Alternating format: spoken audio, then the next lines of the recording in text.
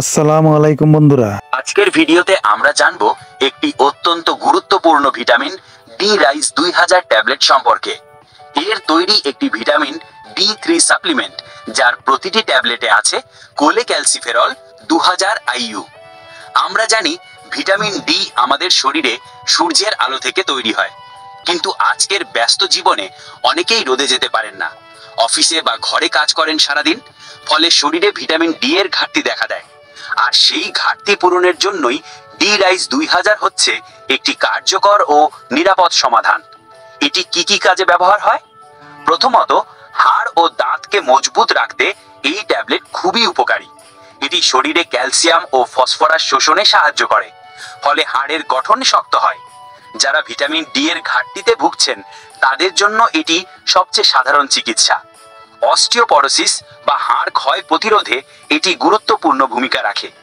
বাচ্চাদের হাড় বিকাশে ও বৃদ্ধিতে সাহায্য করে।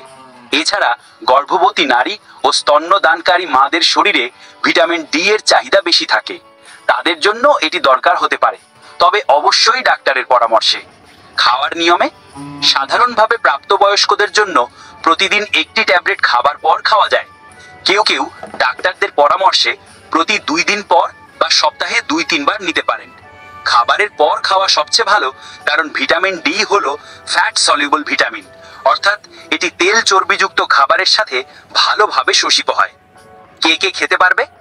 যারা সূর্যের আলো কম পান, যারা হাড়ে ব্যথা, দুর্বলতা বা অস্থি ক্ষয়ে ভুগছেন, বৃদ্ধ মানুষ, গর্ভবতী ও স্তন্যদানকারী মা ডাক্তারের পরামর্শে, শিশুর হাড় শক্ত করতে যাদের ডাক্তার সাজেস্ট করেন।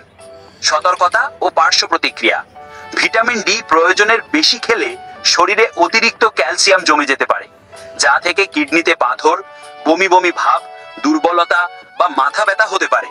তাই মনে রাখবেন, ডি রাইস 2000 কখনোই নিজের ইচ্ছে মতো বেশি পরিমাণে খাওয়া যাবে না।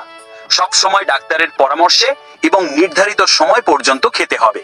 ওষুধের নতুন নতুন ভিডিও পেতে চ্যানেলটি সাবস্ক্রাইব করে রাখুন। ধন্যবাদ সকলকে।